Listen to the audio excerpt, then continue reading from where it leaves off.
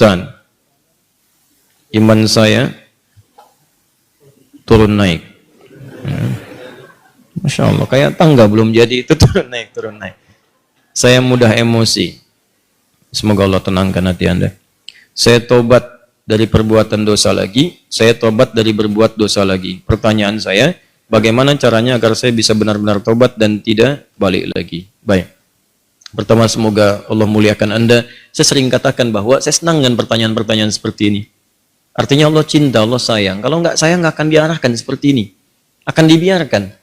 Ya, pelaku maksiat yang tidak mendapatkan hidayah dari Allah, apalagi ada istidraj, tidak sadar bahwa dia berbuat salah dan mempertahankan kesalahannya, kemudian terus berbuat salah, itu yang berbahaya.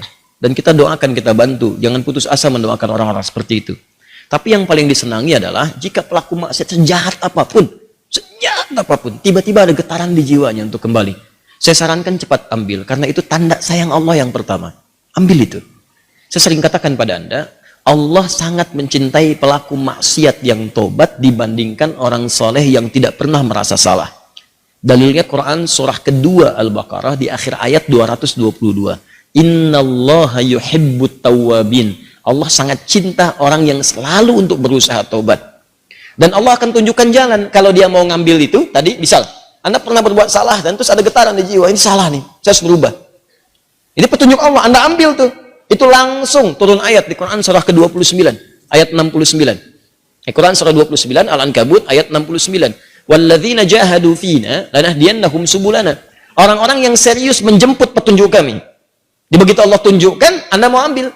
Dia serius pengen ngambil, pengen belajar, terus nanya orang, awalnya malu-malu, setelah itu mau-mau, gitu kan?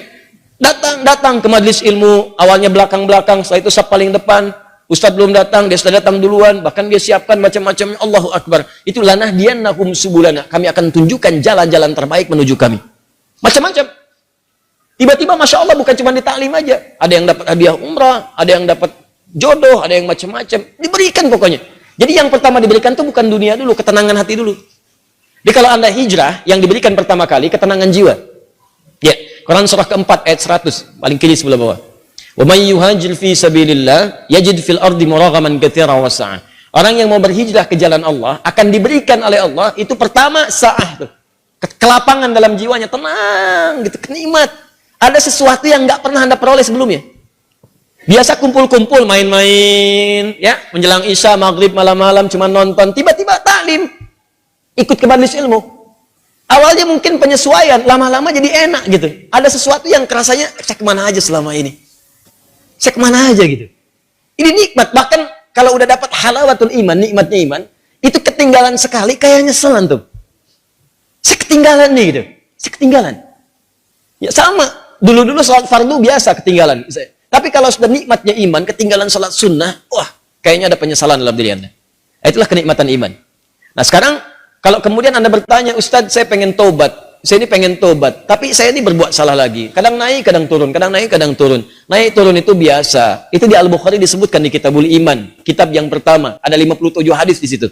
Kalau iman sedang naik turun, kata Imam Al-Bukhari, buka kitab saya. Dari 97 kitab, 97 pembahasan. Pembahasan pertama, Babul Iman. Kitabul Iman, 57 hadis. Di antara hadis yang mengatakan, Al-imanu yazidu wa yantaqis. Iman itu naik dan turun. Kadang naik, kadang turun. Yazidu bitta'at. Rumusnya kalau pengen naik, maka kuatkan iman itu dengan mengerjakan banyak ketaatan. Ketaatan itu buahnya amal soleh. Kerjakan amal soleh. Amal soleh itu detilnya adalah pekerjaan-pekerjaan ibadah. Sholat, amal soleh. Jadi kalau iman sedang turun, pengen dinaikkan, maka perbanyak amal soleh. Ya, amal soleh. Ini. Karena itu dalam Al-Quran kalimat iman sering disandingkan dengan amal soleh. Quran surah 103. Wal 'as innal insana lafi khusr illa alladziina amanu wa 'amilus shalihat. Iman wa 'amilus shalihat. Ini amal saleh. Detilnya amal saleh nampak pada ibadah. Makanya setelah kalimat iman kadang ada detilnya ibadah. Kalimat iman pertama Al-Baqarah ayat 3. Alladziina yu'minuna bil ghaib wa yuqimunas shalah. Salat wa mimma razaqnahum infaq. Ya ayyuhalladzina amanu, Al-Baqarah 183, kutiba alaikumus ya puasa. Tuh. Ini Jadi kalau iman merasa sedang lemah, sering terdorong berbuat yang kurang bagus, pengen dinaikin, maka rumus cepatnya adalah cepat buru amal-amal soleh. Paksakan. Paksakan untuk mengerjakan. Yang biasa fardu tambah sunnah. Rawatib dulu, latihan. Rawatib. Mutlak, malamnya coba tahajud, walaupun 2 rakaat dulu. Nanti kalau sudah terbiasa, kalau soleh itu sudah baik, rumuskan gini, hidup itu berpasangan. Semua berpasangan. Quran surah 51 ayat 49, paling kiri, agak sedikit ke bawah. Wa min kulli syai'in khalaqna zawjaini la'allakum tadhakkarun. Semua selain aku, kata Allah, aku ciptakan berpasangan, supaya kalian sadar, cuma aku yang tidak punya pasangan. Kata Allah, semua selain aku berpasangan. Yang hidup berpasangan. Ya, laki-laki lawannya perempuan. Jantan hewan lawannya betina. Putik tumbuhan, Allah. Lawannya benang sari. Siang lawannya malam. Putih lawannya hitam. Sama persis, baik lawannya buruk. Saya ulang, baik lawannya buruk. Amal soleh lawannya amal salah. Jadi ada yang saleh, ini baik. Ada yang salah, nah ini buruk. Kalau orang sudah biasa baik, maka yang buruk akan tenggelam. Ya, waqul ja'al haqq wa zahaqal batil innal batila kana zahuqa. Quran surah 17 ayat 81. Paling kiri perkenahan. Ya, katakan kalau yang baik itu pasti muncul. Kalau sudah yang baiknya muncul, buruknya tenggelam. Sebaliknya, kalau buruknya dominan naik ke atas, baiknya tenggelam. Orang sering berkata-kata baik, maka mohon maaf, lisannya akan sulit berkata kotor. Silakan Anda cek, orang yang berkata-kata baik, mau berkata kotor tuh nggak bisa. Sama dengan orang terbiasa lisannya kotor, mau berkata baik nggak bisa. Preman dengan preman berpapasan, apa mungkin mengatakan, Assalamualaikum bro? Nggak ada. Apain gitu? Kiai dengan kiai nggak mungkin berkata kotor. Ustadz dengan ustadz mustahil, ahli taklim dengan ahli taklim. Assalamualaikum akhi. Waalaikumsalam akhi. Assalamualaikum ukhti. Waalaikumsalam. Jadi seperti itu. Jadi kalau Anda terbiasa berbuat baik, maka yang buruknya akan hilang. Maka rumusnya kata Nabi, tingkatkan kesolehan. Salat naikkan. Paksakan. Gini, saya kasih doa ya, cepat ya. Untuk menguatkan hati. Jadi kalau Anda bisa kerjakan, sedang malas, bacakan dan kuatkan pada hati Anda. Kuatkan. Insya Allah nanti Allah turunkan kekuatan dan Anda bisa kemudian maksimalkan. Allahumma. Ikut aja. Allahumma paksain. Ya. Paksa. Dah. Ganti. Serius. Allahumma ajbirna. Allahumma ajbirna.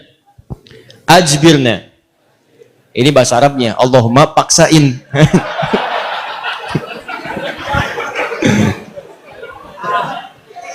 Ya?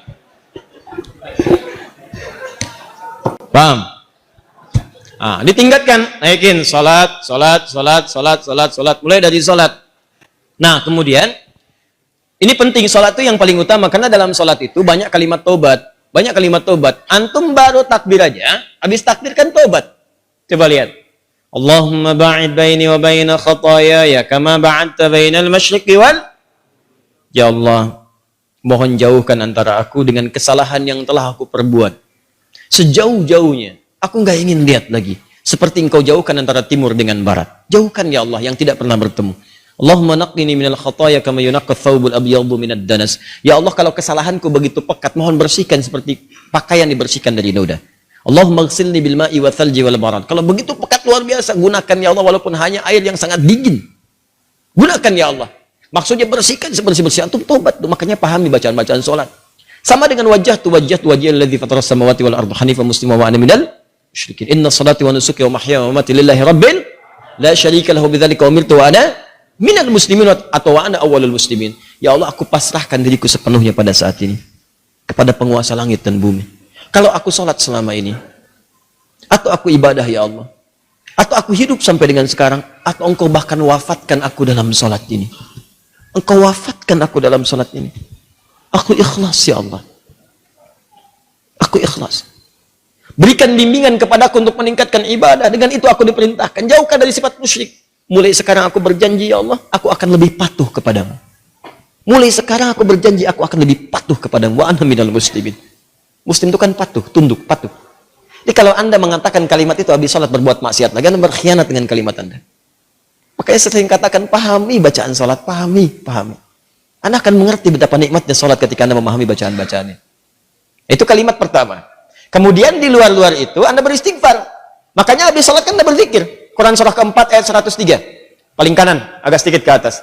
فَإِذَا قَضَيْتُمُ الصَّلَاةَ, maka jika Anda selesai menunaikan salat, fadhkurullaha, maka segera berzikir kepada Allah. Apa zikir pertamanya? Hadis Muslim nomor hadis 571.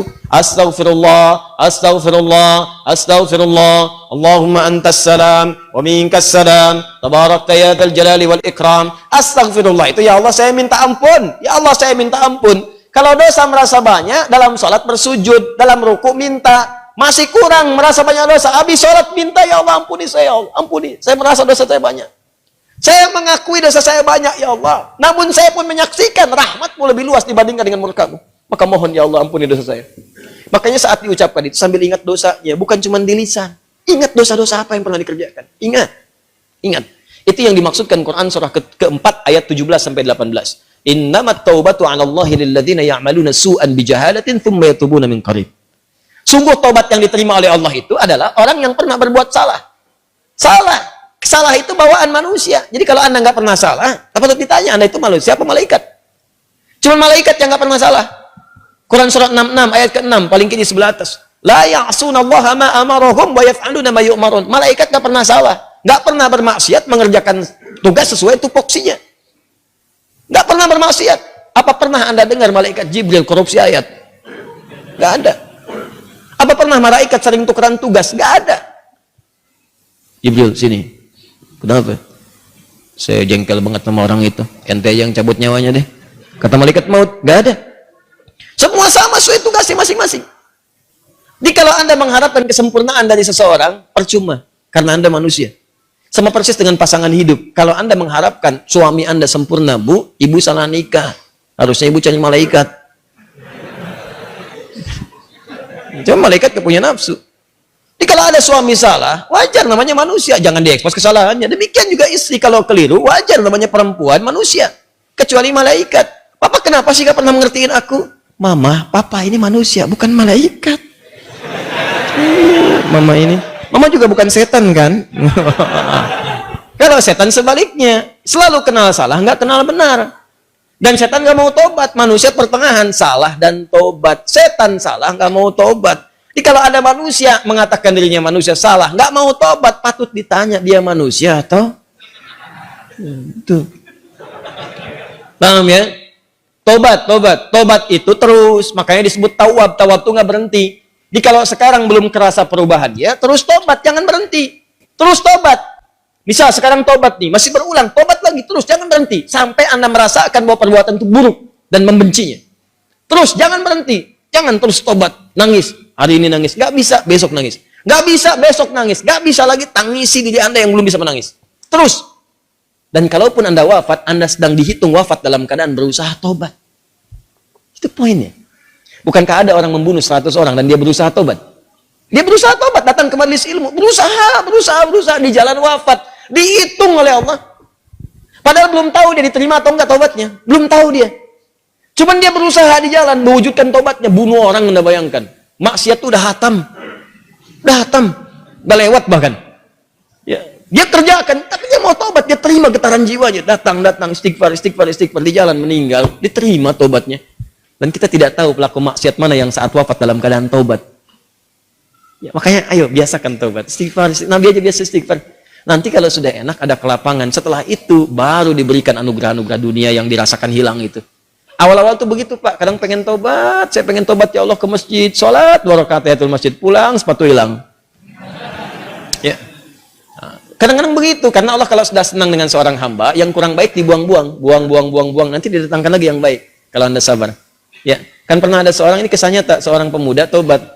Terus diarahkan pada seorang syekh. Begitu diarahkan di syekh itu, kata syekh ini benar kamu mau tobat. Kalau mau tinggal dengan saya terbatas. Yang ada cuma kurma, minum air putih. Nggak apa-apa syekh, saya mau tobat. Tinggal di situ. Sehari, 2 hari, 3 hari. Begitu 3 hari, setan datang. Kadang-kadang setan itu datangnya kepada orang tobat, gak seketika. Nanti, beberapa waktu, diarahkan dia kepada maksiat. Jadi kisah nyata, setan membisikkan kepada dirinya, guru kamu ini, syekh kamu, ini sabar banget, makan cuma kurma, air putih. Kamu sudah mulai kuat.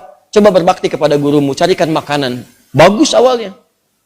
Keluar dia, carikan makanan. Begitu keluar, nyari-nyari nggak dapat, lompat tetangga, bakat malingnya dipakai lagi.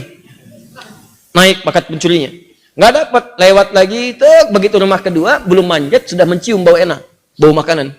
Manjat dia ke atas tembok, begitu manjat, lihat ada tungku, ya. Di situnya di atasnya kemudian ada satu panci, ya. Kemudian dia ke situ, begitu dibuka, Allahu Akbar, 3 terong, enak banget kayaknya, baunya, yang sudah matang. Ya, dibisikkan ke telinganya, coba dulu aja, kalau enak, ambil. Berikan kepada gurumu. Syekhmu kan orang terkenal di sini. Kalau cuma ngambil dikasih tahu buat gurumu, pasti orang paham. Tuh, kadang-kadang begitu tuh. Mangga itu ambil aja kalau ditanya buat Ustadz Hadi.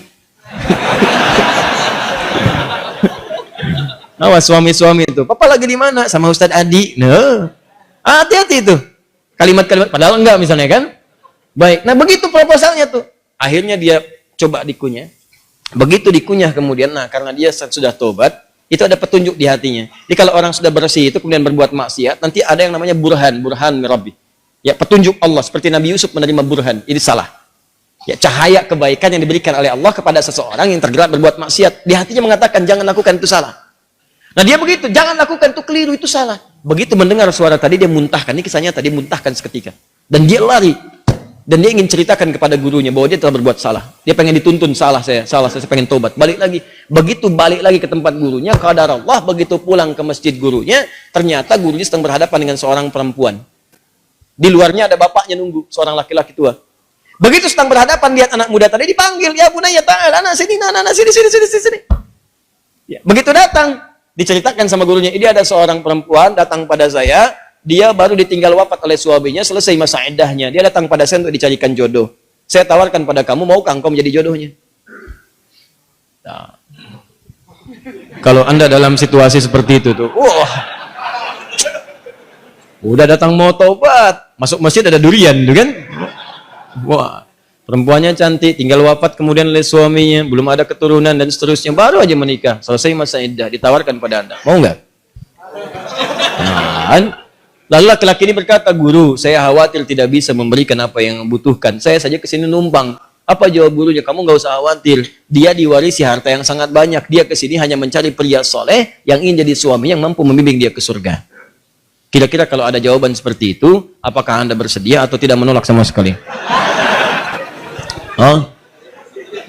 Baik. Maka sama seperti Anda. Diterimalah kemudian lamaran itu. Ternyata bapak tua tadi yang di luar, bapak si perempuan tadi dibawa ke dalam, kemudian diakadkan. Setelah selesai pulanglah ke rumah. Kisah belum berhenti. Begitu keluar rumah, digandeng erat tangannya tuh, jalan lewat ke rumah tadi yang naik pagar itu. Ya, dia udah dagdikduk tidak karuan, dagdikduk rumahnya ini bukan kan? Alhamdulillah ternyata bukan, lewat. Begitu di rumah yang terong tadi, dia percepat jalannya. Begitu dipercepat, maka terasalah kemudian ada rem di tangannya dari istrinya tadi. Dipegang tangannya, Zauji, ada apa itu? Nah, sayang, ini rumah kita katanya. Rumah terong tadi. Betul. Masuklah ke situ. Aduh, celaka saya katanya kan. Begitu masuk ke situ, bertanya. Polos kayak nanya, Zauji, hal anta ja'i? Sayang, kamu lapar? Jujur dia, nah, saya lapar. Saya 3 hari makan cuman kurma, minum air putih gini. Alhamdulillah. Baik, tunggu sebentar. Begitu ke dapur dia lihat. Wah, terongnya kan bermasalah tuh. Pancinya kebuka, lihat. Rupanya dia menyiapkan terong itu untuk suami barunya. Begitu dilihat terong yang bermasalah, dia teriak, siapa yang makan terong saya? Katanya. Tahan. Kalau situasi itu terjadi, bagaimana respon Anda?